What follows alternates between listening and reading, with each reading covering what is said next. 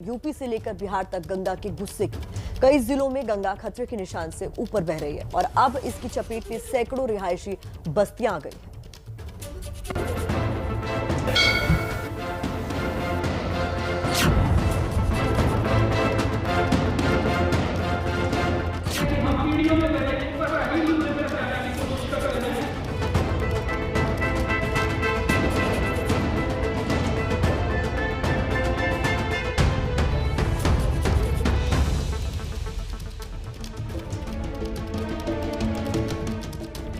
तबाही की ये तस्वीरें उस गंगा की देन है जिसे जीवनदायिनी का दर्जा हासिल है, लेकिन अब उसी गंगा का जल जान पर भारी पड़ने लगा है और प्रयागराज से लेकर पटना तक लोग त्राहिमाम कर रहे हैं। सबसे बुरा सूरत हाल संगम नगरी प्रयागराज का है। इस वक्त हम मौजूद हैं प्रयागराज के दारागंज इलाके में और ये जो रास्ता आप देख रहे हैं ये रास्ता सीधे संगम की तरफ जाता है। नाग वासुकी मंदिर के पीछे की तरफ का रास्ता है ये। आप देख सकते हैं सड़कों के दोनों तरफ जो खंबे लगे हुए हैं बिजली के पोल्स, उससे आपको अंदाजा लग पाएगा कि यहाँ पर सड़क हुआ करती थी, चौड़ी 4 लेन सड़क हुआ करती थी। दोनों खंभों के बीच की दूरी का अंदाजा लगा करके आप समझ सकते हैं ये एक सार्वजनिक शौचालय है। देखिए पूरी तरह से डूब चुका है, यानी कम से कम यहाँ पर 20 फीट तक पानी भरा हुआ है। प्रयागराज में आई जबरदस्त बाढ़ की वजह से करीब 1 लाख आबादी प्रभावित हुई है। 4000 से ज्यादा लोग राहत शिविरों में शरण लिए हुए हैं, लेकिन अभी कई हैं जो बाढ़ के बीच बदहाल हैं। तमाम रिहायशी इलाकों में पानी भर गया है। ये इलाके जलमग्न हो गए हैं, जो इलाके हैं वो टापू में तब्दील हो गए हैं। जो एक मकान है, इस वक्त हम मौजूद हैं प्रयागराज के एलनगंज इलाके में, जहां आप देख सकते हैं कि पूरी गली जो है वो जलमग्न है। सैकड़ों मकान डूबे हुए हैं, 1 मंजिल तक जो है वो पानी भर गया है। भैया बताइए क्यों आप इस मकान में रह रहे हैं? क्या करें, कोई वो नहीं है, चोरी होने की डर है, अब आने जाने का कोई सुविधा नहीं है। क्यों आप लोग यहाँ पर हैं, किसी सुरक्षित जगह पर क्यों नहीं जा रहे हैं? भैया अपना सामान छोड़ के चले जाए, चोरी हो जाएगा सब यहाँ।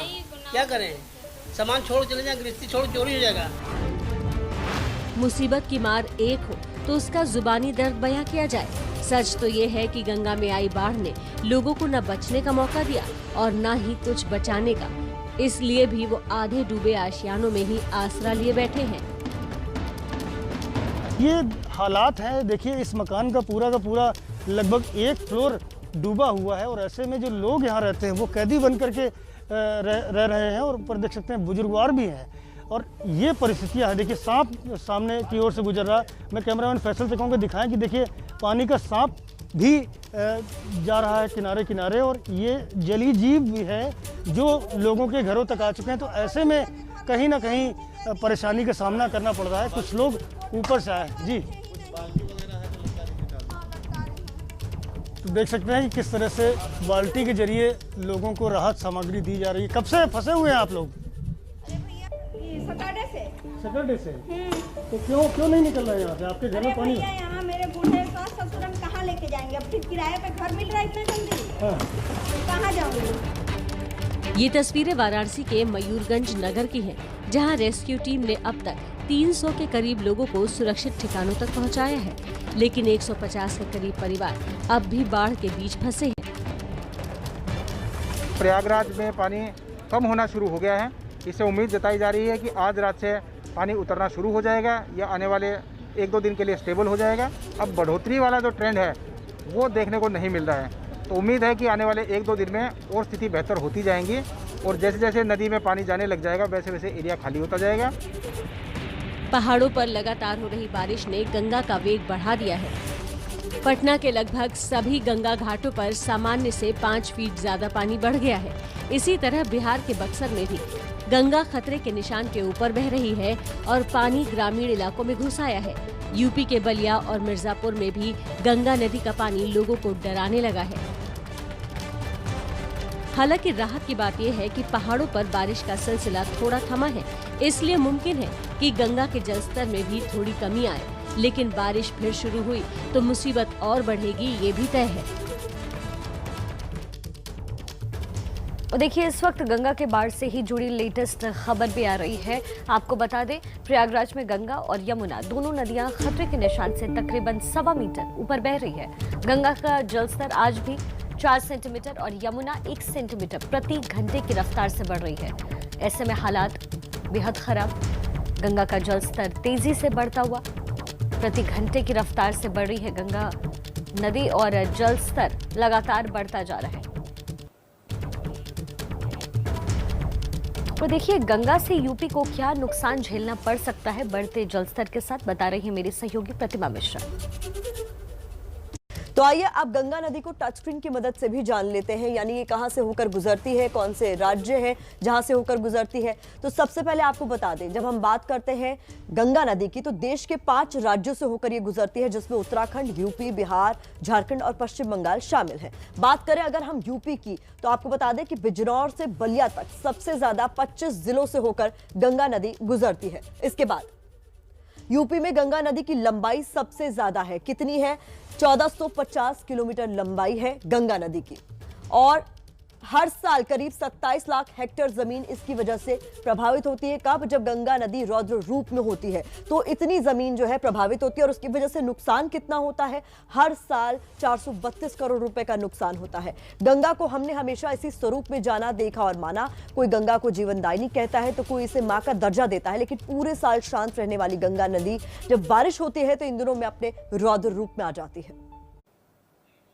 तो देखिए गंगा का जल स्तर लगातार बढ़ रहा है। आपको बता दें प्रयागराज में गंगा और यमुना दोनों नदियां खतरे के निशान से तकरीबन 1.25 मीटर ऊपर बह रही है।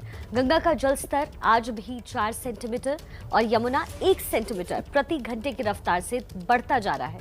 ऐसे में मुसीबतों का दौर जो है वहां भी शुरू हो चुका है। गंगा का जल स्तर बढ़ने से भारी तबाही हो सकती है। हमारे साथ हमारे संवाददाता मोइन जुड़ गए हैं। मोइन, आज की स्थिति वहां की क्या है?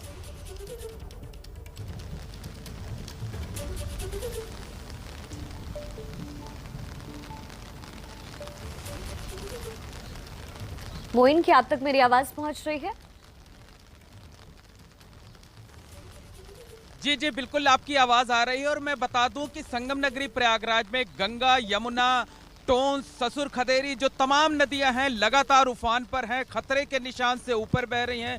तस्वीरों के जरिए हम दिखाना चाहेंगे गंगा और यमुना जो है वो आज लगातार चौथे दिन भी खतरे के निशान से तकरीबन 1.25 से 1.5 मीटर ऊपर बह रही हैं। चारों तरफ तबाही दिखाई दे रही है, चारों तरफ बर्बादी दिखाई दे रही है। शहर से लेकर गाँवों तक बुरा हाल है। इस वक्त हम मौजूद हैं गंगा नदी पर बने शास्त्री ब्रिज पर, जो किनारे का इलाका है, दारागंज का ये इलाका है, जिसे तस्वीरों के जरिए आप देख सकते हैं कि पूरी तरह बाढ़ के पानी में समाया हुआ है। और जो जहां पर हम खड़े हैं, जो जगह हम आपको दिखा रहे हैं, इसके नीचे 2 सड़कें हैं, 4 लेन की सड़कें हैं, लेकिन आज उन सड़कों का कोई अता पता नहीं है। इन रास्तों पर हफ्ते भर पहले वाहन तेजी से फर्राटा भरते थे, लेकिन आज यहाँ नावें चल रही हैं। ठीक सामने जो है निरंजनी अखाड़े की बिल्डिंग है, वो बिल्डिंग आधी से ज्यादा जो है, तस्वीरें अपने आप में भयावह है, क्योंकि ये तमाम रिहायशी इलाके हैं जहां पर इस वक्त नाव चल रही हैं, जहां कभी गाड़ियां चलती थी। तो ऐसे हालात लगातार प्रयागराज के बने हुए हैं। वाराणसी का भी हाल कुछ अच्छा नहीं है। तमाम अपडेट्स आगे भी आप तक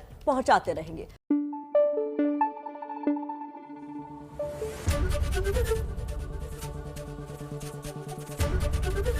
एबीपी न्यूज आपको रखे आगे।